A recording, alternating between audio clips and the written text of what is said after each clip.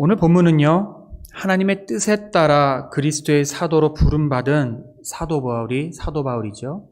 고린도에 있는 하나님의 교회에 보낸 편지의 말씀입니다. 사도 바울이 그리스도를 대신해서 고린도에 있는 하나님의 교회에 하나님의 말씀을 써서 보냈습니다. 우리가 믿음으로 그렇게 인정을 하지요. 고백을 합니다.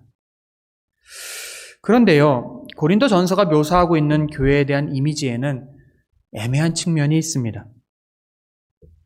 사도 바울이 교회를 묘사할 때, 교회를 그려낼 때 아름다운 모습들만 적었으면 좋았을 텐데 그렇지 않은 것들을 우리는 본문을 통해서 발견하게 됩니다. 또한 이 이후에 고린도 전서를 쭉 보시면 많은 것들을 그렇게 발견하게 되죠.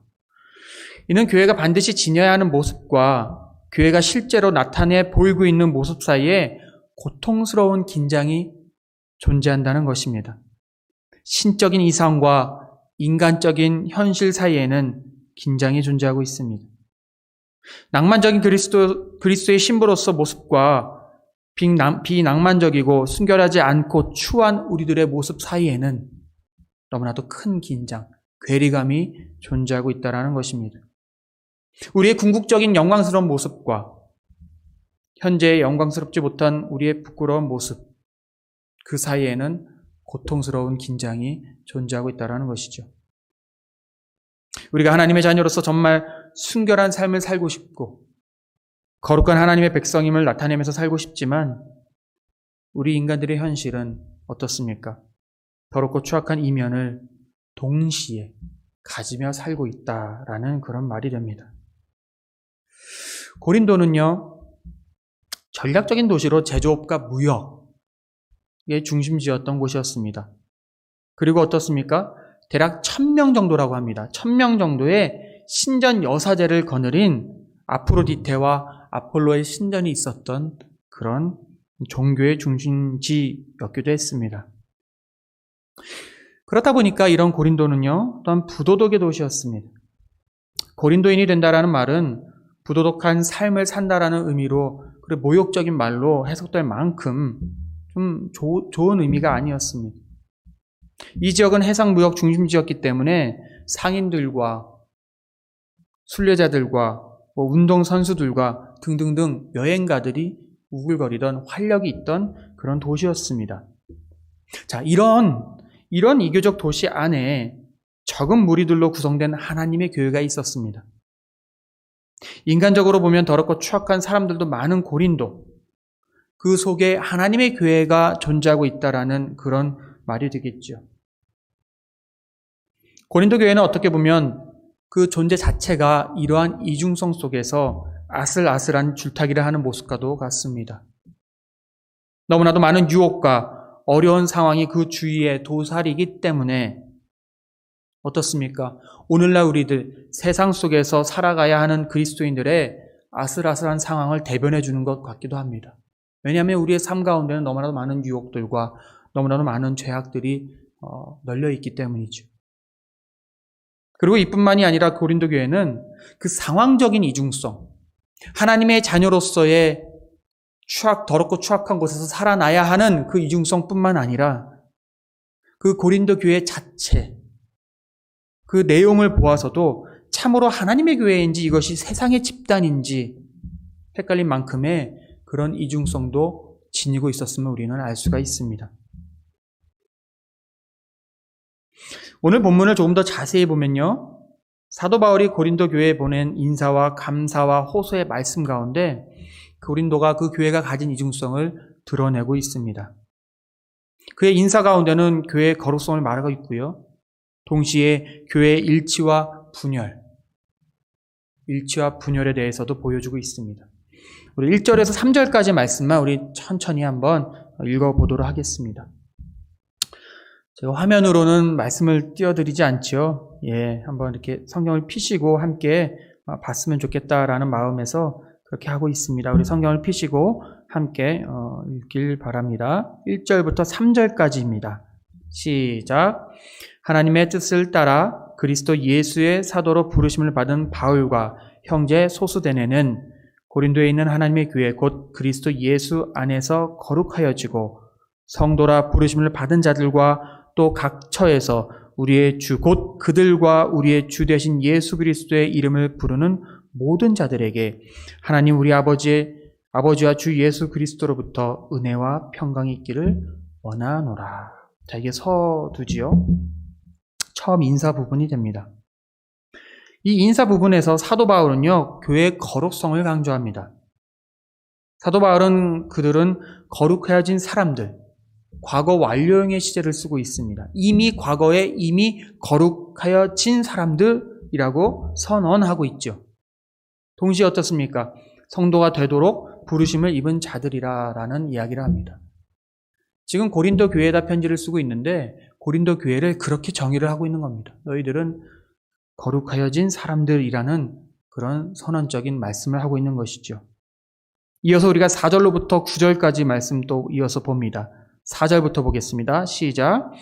그리스도 예수 안에서 너희에게 주신 하나님의 은혜로 말미암아 내가 너희를 위하여 항상 하나님께 감사하노니 이는 너희가 그 안에서 모든 일 곧 모든 언변과 모든 지식의 풍족함으로 그리스도의 증거가 너희 중에 견고하게 되어 너희가 모든 은사의 부족함이 없이 우리 주 예수 그리스도의 나타나심을 기다림이라. 주께서 너희를 우리 주 예수 그리스도의 날에 책망할 것이 없는 자로 끝까지 견고하게 하시리라. 너희를 불러 그의 아들 예수 그리스도 우리 주와 더불어 교제하게 하시는 하나님은 미쁘시도다. 두 번째 감사 부분, 이 4절로부터 9절까지 부분에서는요, 사도 바울은 교회의 풍족함, 풍요로움에 대해서 드러내고 있습니다. 교회의 은혜 받음과 축복 받음에 대해서 이야기를 하고 있는 것이죠. 바울이 감사하는 내용은 어떻습니까? 그들이 그리스도 안에서 하나님의 은혜를 받은 사실입니다.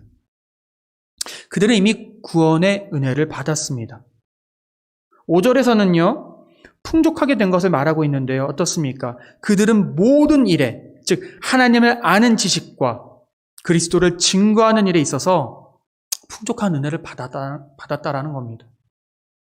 너희들은 하나님을 아는 데 있어서, 또 그러니까 너희가 알았던 건 하나님에 대해서, 예수 그리스도에 대해서 전파하는 데 있어서 부족함이 없다. 너희들은 이미 다 모든 것을 받았다라는 그런 의미가 되겠죠. 7절에서는 어떻습니까? 그들이 영적인 은사를 충만히 받아 조금도 부족함이 없게 된 것을 이야기합니다. 참으로 놀랄만한 감사의 제목들입니다. 그리스도 안에서 충만한 은혜를 받았습니다. 은사를 받아 충만하게 되었습니다. 그들은 부족함이 없게 되었습니다. 어떻습니까? 여러분들이 신앙생활 하는 데 있어서 추구하는 것들, 우리가 신앙을 갖는 데 있어서 이런 것들이 나에게 주어졌으면 좋겠다 하는 것들이 여기 많이 들어가 있지 않습니까? 여러 가지 은사를 받고 싶어요. 예, 은사도 들어가 있네요. 하나님에 대해서 더 알고 싶어요. 예, 그런 거 들어가 있습니다. 고린도 교회는 이미 가졌습니다. 심지어 하나님을 아는 지식으로 하나님에 대해서, 예수 그리스도에 대해서 전할 수 있을 만한 능력도 그들에게는 있었다라는 겁니다. 고린도 교회는 완전한 교회처럼 보입니다. 꽤 괜찮은 교회처럼 보입니다. 자, 이런 고린도 교회에게 이제 바울은 10절 이하에서 교회 일치의 당위성을 이야기하고 있습니다. 10절 한 절만 보도록 하겠습니다. 시작. 형제들아, 내가 우리 주 예수 그리스도의 이름으로 너에게 권하노니 모두가 같은 말을 하고 너희 가운데 분쟁이 없이 같은 마음과 같은 뜻으로 온전히 합하라.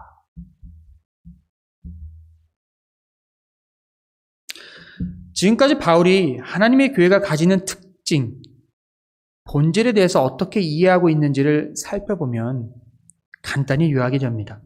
하나님의 교회는 거룩하다라는 것입니다. 거룩한 백성들의 모임이다라는 것입니다.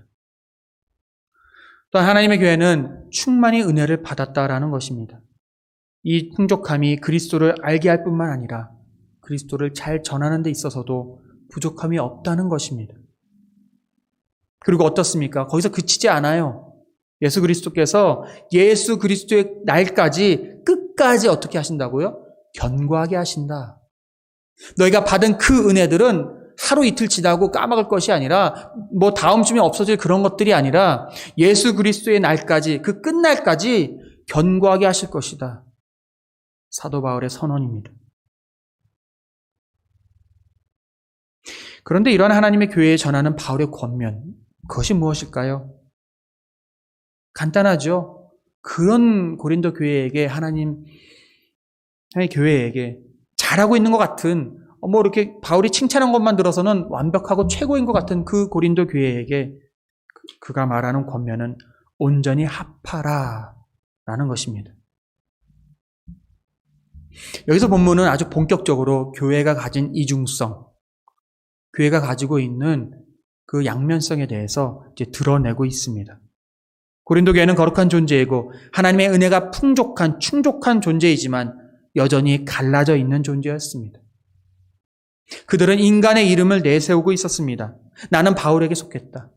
나는 베드로에게 속했다. 나는 아볼로에게 속했다. 나는 그리스도에게 속했다. 그들은 그렇게 주장하고 있었던 것이죠. 12절에 그렇게 나오지 않습니까? 내가 이것을 말하거니와 너희가 각각 이르되 나는 바울에게, 나는 아볼로에게, 나는 게바에게, 나는 그리스도에게 속한 자라 한다는 것이니 그게 그들의 현실이었다라는 말입니다. 제가 예전에 어떤 자리에 가서 이렇게 잠시 이렇게 앉아 있을 그런 기회가 있었는데요. 그 옆 테이블에 계시던 분들의 대화를 하는 이야기를 듣게 되었습니다. 그분들은 아마 제가 목사인 것을 몰랐을 텐데요. 그분들의 대화의 요지는 이랬습니다. 그분들이 속해 있던 교회가 싸움이 잦고 분열이 잦으니까 어떤 상위 기관 같아요. 뭐 장로교였으니까 노예 같은데요. 강제로 그 교회를 클로즈 시켰다라는 겁니다. 그 울분에 차 있는 것이죠. 화가 났던 거죠. 자신이 다니는 교회를 이렇게 강제로 닫게 되었으니까. 그래서 그분이 하는 말이 이겁니다. 교회가 원래 사람 사는 곳이고, 원래 그 사람들 사는 곳이기 때문에 원래 교회는 싸움이 있는 곳이다. 원래 싸우는 곳인데, 이 하나님의 배신자들이 우리가 멀쩡히 잘 있는 교회를 자신들의 그 교회 재산권, 그 교회 건물과 땅 이런 것들을 노리고 강제로 빼앗아 갔다라는 그런 취지의 이야기였습니다. 저야 그 문제가 제 문제도 아니고 해서 크게 관심 없이 듣고 있었는데 들려온 것이죠. 저는 가만히 그냥 앉아 있었는데 옆에서 하도 이야기를 하니까 들려온 것인데요. 계속 제 머릿속에 남아있는 한 단어, 한 문장이 있었습니다. 교회는 원래 싸우는 곳이야.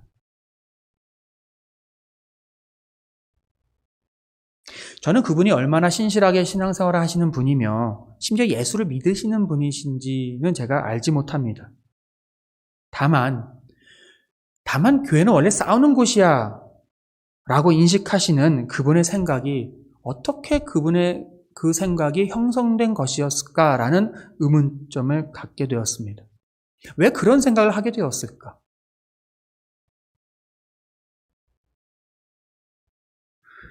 이것과 완전히 반대되는 이야기도 교회 역사에는 있습니다. 로마 황제 디오클레티안 시기에 굉장한 교회 박해가 있었습니다. 200년대 후반부터 300년대 초반이 됩니다. 다양한 기독교 박해가 다 기독교를 향한 박해가 있었는데 이러한 박해는 언제 끝나죠? 여러분들이 들어보셨겠지만 313년 콘스탄틴 대제가 개종을 하고 밀라노 칙령이 발표가 되면서 끝을 맺게 됩니다. 아무튼 그 전까지는 굉장히 큰 박해가 있었습니다. 그 중에 하나가 303년의 박해인데요. 그 기간에 기독교 서적들을 불태우고 교회들을 파괴하라는 칙령이 내려집니다. 이런 상황 속에서 어떻게 했을까요, 사람들은? 두 가지지요. 세 가지겠죠. 적극적으로 그것을 맞서 싸우는 사람이 있었을 것이고, 소극적으로 도망가는 사람이 있었을 것이고, 그 다음에 또한 반대로 적극적으로 우리가 친일파가 되듯이 거기에 이렇게 적극적으로 동조하는 사람들이 있었을 것입니다.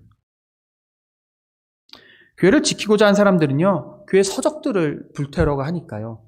그 사도 시대로부터 그 교부들로부터 전해져 오는 그 서적들, 교회에 대한 어떤 글들, 편지들 이런 것들이 있지 않았겠습니까? 그런 것들을 열심히 숨깁니다. 이걸 보호를 해야지만 이런 것들이 후대에게 전해졌을 때 하나의 말씀 또한 믿음의 선조들이 살아온 내용들에 대해서 전수해 줄 수 있을 테니까 또한 그것도 소중히 여기는 그들의 마음들이 있었기 때문에 열심히 숨겼습니다. 근데 교회 어떤 지도자들은요, 그것도 열심히 퍼다 날르는 거죠. 가룟 유다처럼 여기 있습니다라고 안내를 잘 했겠죠. 자기가 살라고. 예, 그런 사람들이 있었습니다. 그런 사람들 중에 하나가 압툰가의 펠릭스라는 사람이었습니다. 그는 그런 교회 서적들을 넘겨주었던 배신의 과거가 있었던 사람이었습니다. 자, 이제 박해 기간이 끝났습니다. 박해 기간이 끝나면 그 배신했던 사람들은 뭐 하나요? 교회로 다시 돌아옵니다. 원래 자기 잡이잖아요. 자기 사제가 자기 잡이고 이랬던 사람이었기 때문에 다시 교회로 들어와서 다시 이렇게 살아가는 것이죠. 그런 사람이 아까 얘기했던 그 압툰가의 펠릭스라는 사람이 어느 시간이 지난 후점에서 한 주교를 세우기 위해 안수하는 일이 발생하게 됩니다. 그런 사건이 있었습니다. 이에 대해서 이제 교회가 싸움이 벌어지게 된 것이죠. 한쪽에서는 이렇게 얘기합니다. 이와 같은 사람, 과거의 배신의 경험이 있는 이 사람은 이 안수에 참여할 수 없을 뿐만 아니라 교회는 순수해야 하고 그와 같은 사람, 한 번의 배신의 과거가 있었던 사람은 교회에 발을 들여놓을 수 없다. 교회의 일원이 될 수 없다. 라는 주장을 합니다. 반대편에서 말하죠. 무슨 소리인가? 교회가 인간의 기준에서 그렇게 순수한 집단이 될 수 있는가? 교회는 성자와 죄인들이 섞여 사는 그런 성자의 무리와 죄인의 무리가 함께 섞여 있는 곳이다. 좋은 씨와 가라지가 모두 있는 것이 교회이다. 선과 악의 분리는 너희들이 인간들이 지금 하는 것이 아니라 마지막 때에 하나님이 할 것이다. 우리 주님께서 할 것이다. 그런 주장을 합니다. 여러분, 무엇이 맞는 말일까요? 교회는 원래 싸우는 곳입니까? 아니면 교회는 순결하고 순수한 집단이 되어야 할까요? 결론적으로 정통 기독교는 교회는 밀과 가라지가 함께 섞여 있다는 주장을 받아들였습니다. 그리고 지상교회에서는 선과 악이 혼재되어 있다는 교리를 가지고 있습니다. 이것은요, 제 얘기가 아니고 제가 여러 번 성도님들께 말씀드렸지만 어거스틴으로부터 내려오는 교회론이고 지금까지 우리는 교회를 또한 그렇게 이해하고 있습니다. 우리가 많은 성도님들이 교회에 참여하고 예배를 하고 하지만 그 교회에 참여하는 100%가 다 하나님 보시기에 선한 사람이라는 우린 생각을 갖고 있지 않습니다. 선한 사람과 악한 사람이 함께 있다는 것이죠. 다만 교회는 싸우는 곳이다라는 주장에는 아주 명확한 답이 내려져 있습니다. 신학적으로, 교리적으로는 교회가 어떻습니까? 알곡과 가라지가 섞여 있는 집단이지만 교회는 그리스도 안에서 하나됨을 추구하는 집단입니다. 고린도 교회를 보십시오. 그들은 인간적인 파벌, 분열의 문제 때문에 갈라져 있었습니다. 어떤 고귀한 대의에 의해서 갈라져 있던 것이 아니었습니다. 자만심과 질투심과 자랑이 저들을 저렇게 여러 갈래로 갈라놓았다라는 것입니다. 이에 대해서 사도 바울이 뭐라고 이야기하고 있는가요? 고린도 교회 신자들에게 형제들이라고 부르며 호소하고 있습니다. 모든 그리스도인들은 한 아버지를 믿는 형제들과 자매들이라는 사실을 상기시키고 있습니다. 그들의 분열은 한 하나님께 속한 형제 자매들이라는 사실을 망각한 모순된 행동이다라는 이야기를 하고 있는 겁니다. 그래서 바울은 그들에게 주 예수 그리스도의 이름에 근거해서 호소를 하는 것이죠. 그리고 그들의 분열의 원인은 인간적인 것이었지만 바울은 보다 교리적인 문제를 지적하면서 그들을 설득하려고 합니다. 13절을 함께 보시겠습니다. 13절을 보시면요, 바울이 던지는 세 가지 질문이 있습니다. 우리 함께 13절 말씀 함께 보겠습니다.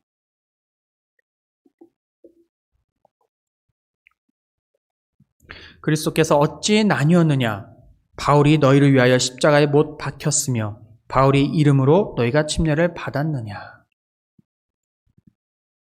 세 가지 질문이 여기 던져져 있는데요.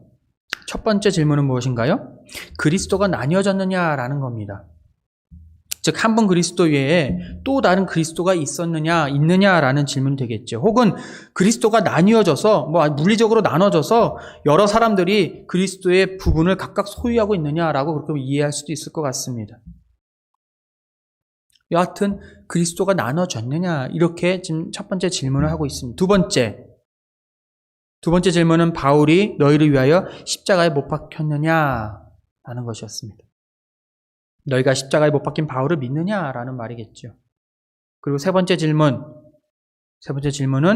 그들이 바울의 이름으로 침례를 받았느냐라는 겁니다. 바울이 이렇게 질문을 하고 있기는 하지만 이에 대한 답은 정해져 있습니다. 무엇입니까? 아니요입니다. 아니요. 이렇게 정말 면전에다 대고 이렇게 물었다라면 여러 사람들이 함께 크게 대답했겠죠. 아닙니다. 아니요. 라고 대답했을 것입니다.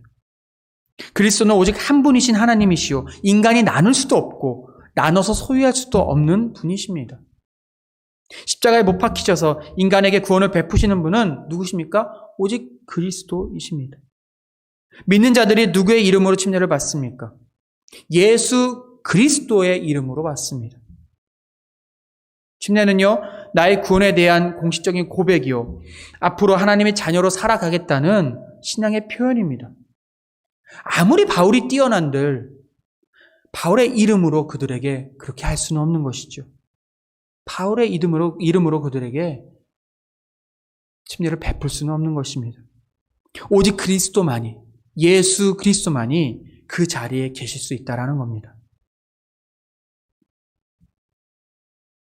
그런데 고린도 교회의 분열의 양상을 보면 심각한 교리의 손상까지 왔음을 본문을 통해서 우리는 볼 수 있습니다. 어떤 문제였을까요? 저들은요, 침례를 베푼 자들을 높이고 있었습니다. 그들이 침례를 받았을 때는 어떤 상황입니까? 그리스도의 자녀가 된 것 아니겠습니까? 그러면 그리스도 자녀가 되었다라면 자신이 그리스도의 자녀가 된 사실에 대해서, 그 기쁨에 대해서, 그 감격에 대해서 이야기하면 될 텐데 그것만 자랑하면 되는 건 아니겠습니까? 그러나 그들은 그리스도보다 자신에게 침례를 베푼 집례자, 누가 나에게 베풀었는가를 높이고 있는 모습을 보이고 있다는 겁니다. 이것이 왜 교리적인 손상이냐고 제가 그렇게 판단하냐면요, 한 개인이 예수를 믿어 중생하고 성화되어지는 과정 속에 온전히 역사하시는 분은 오직 한 하나님, 아버지, 아들과 성령이 중심이 되어야 할 텐데 사람들은 그들의 분열의 과정을 통해 줄서기를 하고 있다가 그들이 싸우니까 분열을 했을 거 아니에요. 그리고 분열의 과정을 통해서 이렇게 줄서기를 하는 거 아닙니까? 이쪽 파, 저쪽 파 이렇게 줄서기를 하고 있다가 인간의 이름을 높여서 들리고 있다라는, 결론적으로 그런 결과를 가져왔다라는 겁니다. 그들이 물론 신학적으로, 교리적으로 그것들을 다 고민해서 성경적인 연구를 해서 나는 아볼로파로 가야 되겠어. 이게 아주 성서적인, 성경적인 예수 그리스도의 정신을 따르는 길이야. 이러진 않았겠죠.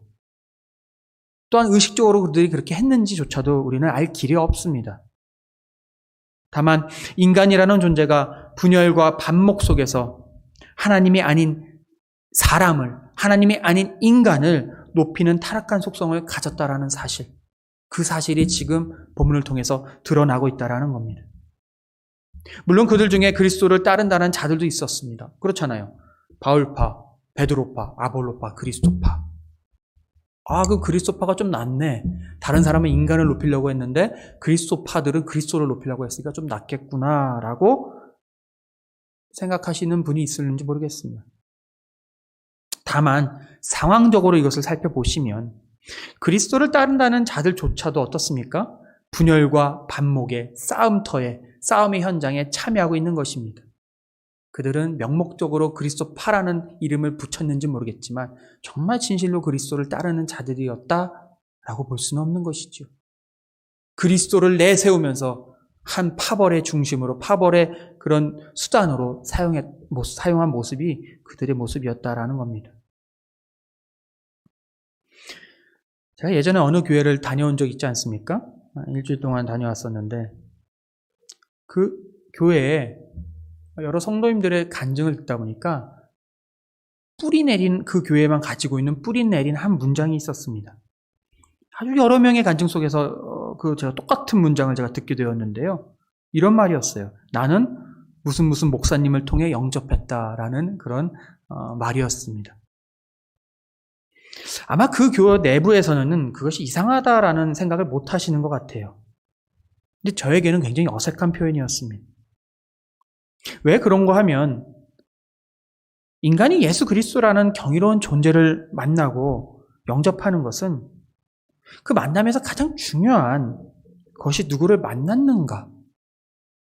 그 만남에서 가장 중요한 누구를 만났는가가 자꾸 우리 가운데 이렇게 되새겨지고 우리 마음 깊숙이 자리 잡혀 있고 그것을 생각하게 되고 그게 정상적이지 않은가라는 생각을 하게 되는 것이죠. 누가 그 만나는 자리에 데리고 갔는가?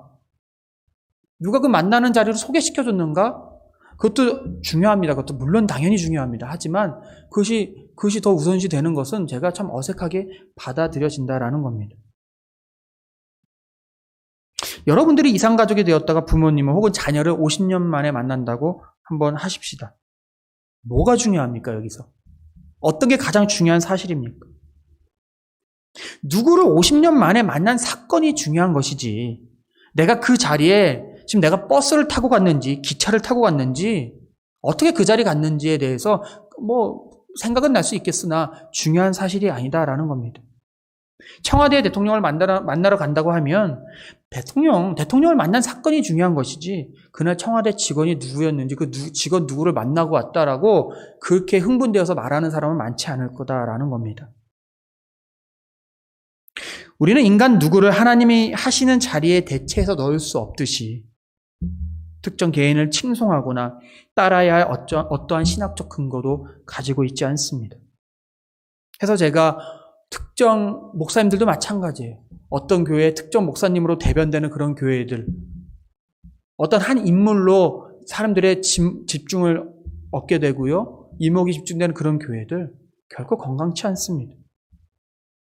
특정 개인이 칭송되어지기 때문에 그렇죠. 사도 바울도 이것을 잘 알고 있었습니다. 바울은 여기서 하나님의 섭리 가운데 자기가 침례를 별로 베풀지 않은 것에 대해 오히려 감사를 하고 있습니다. 왜 그렇습니까? 그것은 중요한 것도 아닌데 괜히 불필요한 오해와 분열을 조장하기 때문이었습니다. 불필요한 오해와 분열을 고린도 교회가 조장하고 있기 때문에 그랬습니다. 누구에 의해서 침례를 받는 것이 중요한 것이 아니라 누구에게로 침례를 받는 것이 중요한 것이죠. 그리스도가 바울을 사도로 삼으신 것은 침례를 베풀라 한 것이 아니라 복음을 전하라고 한 것이었습니다. 사도 바울은 이것을 알았다는 겁니다. 이것이 그리고 그런 분열의 원인이 되었던 이런 것들이 중요하지 않다라는 것도 사도 바울은 잘 알고 있었습니다.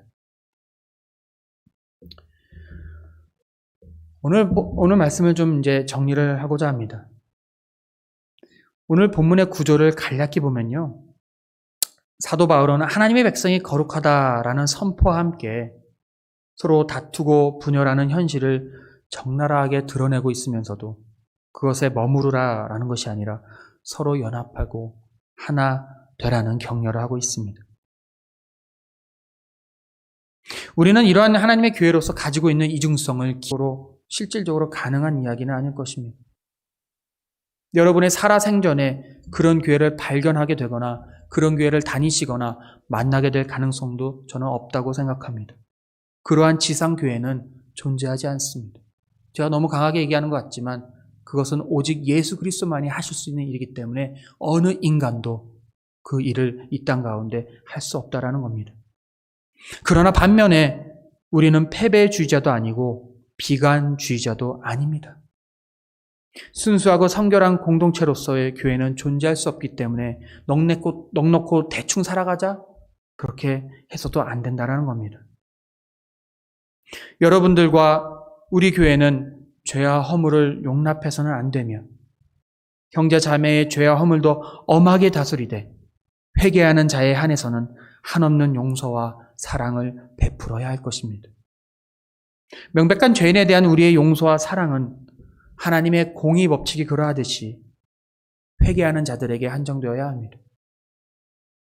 교회가요, 좋은 게 좋은 것이라는 식으로 명확히 죄를 품고 살아가는 사람들에게 직분도 주고 치리를 하지 않는 모습에서 저는 교회가 타락했다고 믿습니다. 우리는 대충대충 하는 그리스도인으로 살아서는 안 됩니다. 비록 이 노력이 이 땅 가운데 우리가 살아생전에 완전한 결실을 맺을 수 없는 한계를 지닌다 하더라도, 그렇다 하더라도 우리는 최선을 다해 이 길을 걸어가야 합니다.